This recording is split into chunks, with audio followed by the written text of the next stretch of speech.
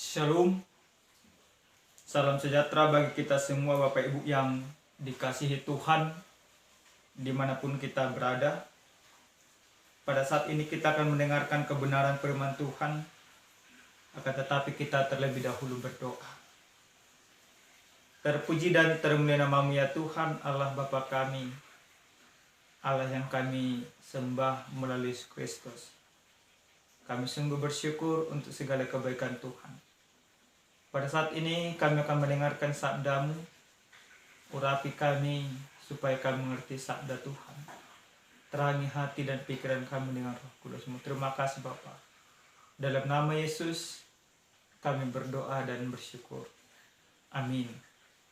Adapun kebenaran firman Tuhan yang akan kita dengarkan pada saat ini, yang tertulis dalam kitab Ulangan pasal 30 ayat 11 sampai dengan ayat yang ke-14. Demikian firman Tuhan.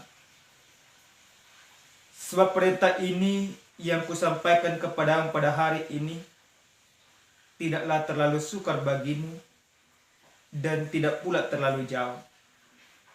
Tidak di langit tempatnya, sehingga engkau berkata, siapakah yang akan naik ke langit untuk mengambilnya bagi kita dan memperdengarkannya kepada kita supaya kita melakukannya?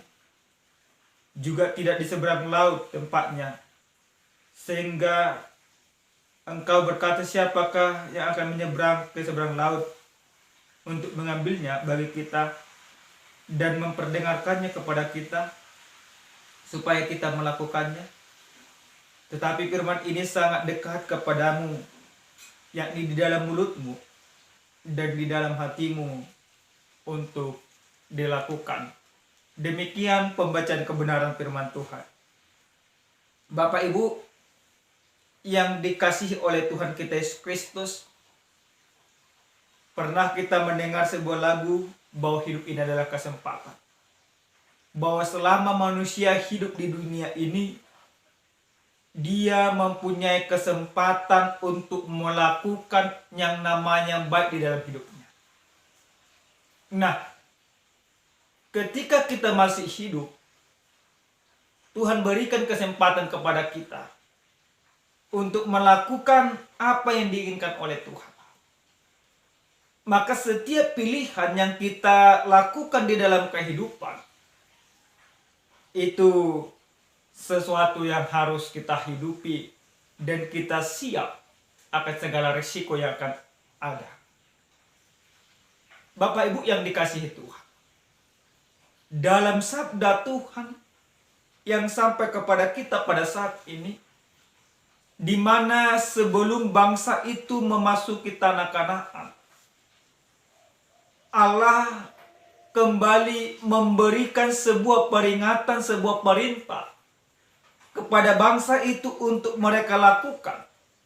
Perintah itu tidak lain adalah untuk melakukan segala titah dan kehendak Tuhan. Kenapa bangsa itu Tuhan berikan banyak perintah?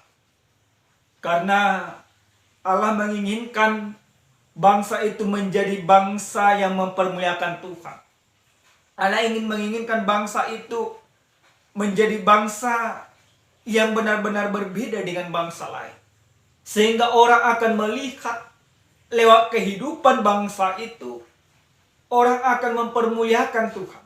Lewat ketaatan bangsa itu, lewat keteraturan bangsa itu, orang akan tahu bahwa bangsa itu adalah umat pilihan Tuhan. Nah, Bapak Ibu yang dikasihi Tuhan, dalam firman Tuhan yang sampai kepada kita pada saat ini, jelas di sana diberikan judul perikop kehidupan atau kematian. Dua pilihan yang harus dilakukan oleh bangsa itu. Jika umat Tuhan, bangsa Israel yang keluar itu melakukan perintah dan kehendak Tuhan, maka tentu mereka mempunyai kehidupan. Maka tentu mereka diberkati oleh Tuhan. Maka tentu mereka mendapatkan sukacita dan kebahagiaan di dalam kehidupan. Tetapi sebaliknya juga, ketika bangsa itu tidak mau turut dengan kehendak Tuhan, jelas dikatakan kematian akan menjadi bagian. Lalu apakah perintah yang Tuhan berikan kepada mereka? Apakah perintah itu sesuatu yang memberatkan kehidupan mereka? Ada memang bangsa itu katakan bahwa perintah itu terlalu berat. Karena banyak pemikiran dari bangsa itu. Ketika mereka terlepas dari tanah Mesir, mereka menjadi bangsa yang bebas. Yang hidup sesuka-sukanya. Yang hidup semaunya. Maka ketika perintah Tuhan berikan kepada mereka, ada yang mengatakan terlalu berat. Sehingga apa yang dikatakan firman ini, sebab perintah ini yang kusampaikan kepadamu pada hari ini tidak ada terlalu sukar bagimu, dan tidak pula terlalu jauh. Bahkan di Tuhan katakan tidak di langit tempatnya. Artinya sebuah perintah itu tidak sesuatu yang memberatkan, yang harus pergi mereka jauh. Tetapi perintah itu merupakan perintah untuk mempermuliakan Tuhan. Artinya semua orang tentu bisa melakukannya. Semua orang tentu mampu menghidupi perintah itu. Semua orang tentu mengatakan bahwa perintah itu tidak berat, kalau mereka mau menyembah Tuhan. Tuhan katakan perintah itu dekat dengan mulutmu dan diam di dalam hati. Yang artinya segala apa yang Tuhan katakan itu bukan menjadikan mereka menjadi terbebani dalam menjalani kehidupan. Nah, Bapak Ibu yang dikasihi oleh Tuhan kita Yesus Kristus, dalam tema yang sampai kepada kita pada saat ini dikatakan mewartakan dan melakukan firman Tuhan. Bagaimana dengan kehidupan kita di zaman sekarang dalam mewartakan dan melakukan firman Tuhan? Yang pertama sekali lewat firman ini kita mau diingatkan bagaimana setiap orang yang percaya kepada Tuhan, dia senantiasa diajak untuk memberitakan firman Tuhan di dalam kehidupannya lewat hidupnya. Yang artinya seperti apa? Orang-orang yang percaya di dalam Tuhan, dia harus mempertunjukkan iman kepercayaannya lewat kehidupan yang benar. Bahwa perintah yang Tuhan berikan itu tidak hanya sebatas tulisan. Bahwa iman orang percaya itu tidak hanya sebatas pengakuan. Tetapi iman orang percaya itu dibuktikan dengan perbuatan-perbuatan yang benar sesuai dengan kehendak Tuhan. Maka Bapak Ibu semuanya yang mendengarkan firman Tuhan pada saat ini, apa yang boleh kita lakukan di dalam hidup kita? Apakah kita hanya sebatas bersaksi? Memang benar diperkatakan orang pintar Bapak Ibu yang Tuhan kasihi, lebih mudah mengajari yang baik, lebih mudah mengajari yang benar, lebih mudah mengajari memaafkan dibandingkan melakukannya. Karena fakta-fakta yang terjadi di dalam kehidupan ini sering sekali sangat sukar melakukan. Sukar melakukan kebaikan, sukar memaafkan, sukar mengasihi. Kenapa kita katakan itu semua sukar? Karena pola pikiran kita sendiri. Tapi karena firman Tuhan sudah menjadi bagian daripada kehidupan kita. Karena perintah Tuhan jelas dikatakan kepada kita supaya kita memberitakan dan melakukan firman Tuhan. Maka mari kita mempersaksikan firman Tuhan itu lewat kehidupan kita. Maka mari kita mempersaksikan firman Tuhan itu lewat pekerjaan-pekerjaan yang benar. Percuma ada perintah atau ada aturan atau ada firman Tuhan yang tertulis jika itu hanya sebatas tulisan semata. Demikian juga yang terjadi di negara kita ini Bapak Ibu yang Tuhan kasih. Alangkah baiknya aturan-aturan yang diberikan oleh pemerintah. Tetapi sebaik apapun aturan yang diberikan oleh pemerintah, jika orang-orangnya tidak menghidupi aturan yang tertulis, maka itu hanya tulisan semata. Tapi orang Kristen, orang beriman tidak lagi demikian. Keindahan perintah Tuhan yang dituliskan di dalam Alkitab kita tidak menjadikan kita hanya mengagumi tulisan itu, tetapi menjadikan kita membuktikan bahwa apa yang kita kagumin itu kita lakukan dalam kehidupan. Maka jelas perintah ini disampaikan kepada kita tidak terlalu sukar untuk melakukannya. Yang kedua, Bapak Ibu yang Tuhan kasihi, lewat firman ini kita mau diingatkan.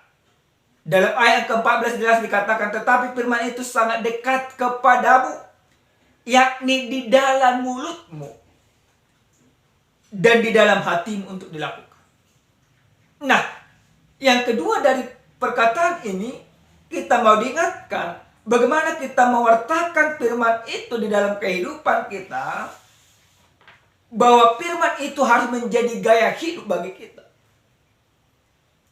Karena jelas dikatakan dekat dengan mulutmu dan tertanam di dalam hatimu.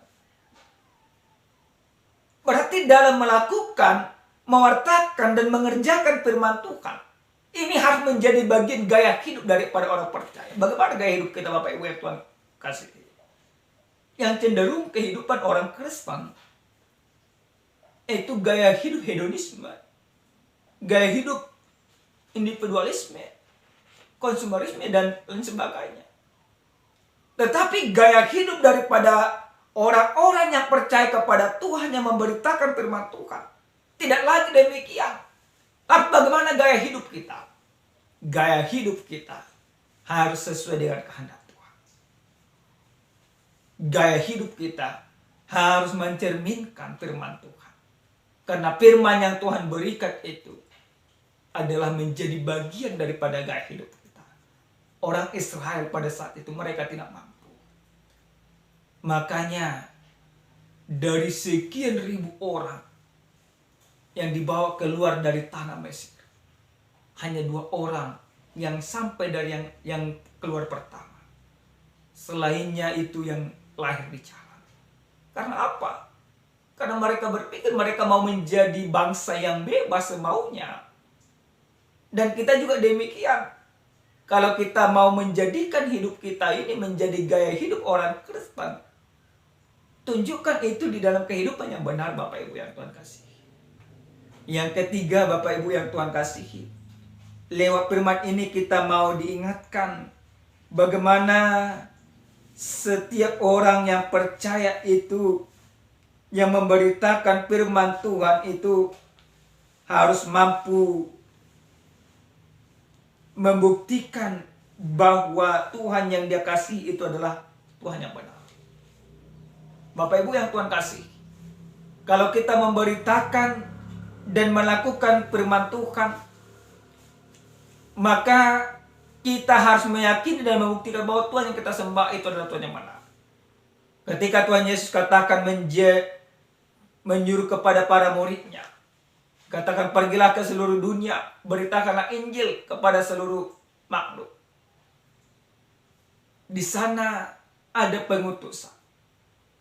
Kenapa Kristus mengutus kita untuk memberitakan dan melakukan kehendak Tuhan? Karena Kristus sudah percaya kepada kita.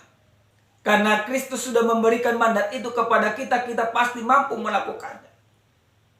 Dan Yesus juga mengatakan dalam Matius 28 ayat 19-20 itu. Dalam ayat 20 khususnya, dia katakan, aku akan menyertai kamu sampai akhir zaman. Nah, Bapak Ibu yang Tuhan kasihi, berarti memberitakan dan melakukan kehendak Tuhan ini tidak mampu kita lakukan kalau kita mengandalkan diri kita, kalau kita mengandalkan pengetahuan kita, kalau kita mengandalkan segala sesuatu yang ada pada kita. Tetapi memberitakan dan melakukan kehendak Tuhan ini harus kita lakukan dengan mengandalkan Tuhan dalam kehidupan. Maka dengan mengandalkan Tuhan, kita yakin dan percaya Tuhan akan memampukan kita. Yang terakhir sekali, Bapak Ibu yang Tuhan kasihi, ada sebuah ilustrasi. Ada seorang remaja Kristen dia terpilih untuk menjadi bagian daripada paduan suara di sebuah gereja. Setiap saat dia latihan. Karena pada saat itu sudah ditentukan ada sebuah konser yang akan dilakukan di gereja itu untuk penggalangan dana. Dia setiap saat latihan. Dia yakin dia bisa. Dia berdoa kepada Tuhan, Tuhan, aku akan melakukannya. Tapi apa yang terjadi Bapak Ibu yang Tuhan kasihi? Ketika dia latihan bersama dengan grupnya, dia jatuh pingsan. Dan ternyata setelah dia jatuh pingsan, dia diketahui mempunyai riwayat lemah jantung dan hatinya juga rusak. Maka apa yang sudah ditentukan menjadi pertunjukan dia tidak bisa melakukannya. Dia harus dirawat. Nah, ketika dia dirawat, dia berputus asa. Dia katakan, kenapa demikian? Sampai akhirnya dia divonis tidak akan bisa hidup kalau tidak ada donor jantung. Dia berputus asa di situ, dia hilang pengharapan. Nah, seiring berjalannya waktu, ketika dia kehilangan pengharapan, orang tuanya selalu mengingatkan, kau mempermuliakan Tuhan, kau memuji Tuhan, kau menyembahkan hidupmu kepada Tuhan. Dia katakan tidak. Bapak Ibu yang Tuhan kasihi, dari kecil gadis ini sudah menyanyikan lagu-lagu rohani. Tapi ketika persoalan datang ke dalam kehidupannya, dia tidak siap. Maka kita juga sering sekali seperti gadis tersebut. Karena nyanyian yang disampaikan oleh gadis itu hanya mengandalkan kemampuan, hanya mengandalkan latihannya, tidak benar-benar mengandalkan Tuhan di dalam hidupnya. Maka ketika terjadi sesuatu, dia kehilangan pengharapan.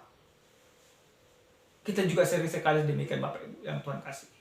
Kita pintar menyampaikan firman Tuhan. Kita katakan, aku sudah Kristen, aku sudah melakukan ini dan itu. Tapi ketika ujian terjadi, kita kehilangan pengharapan. Orang Israel juga demikian.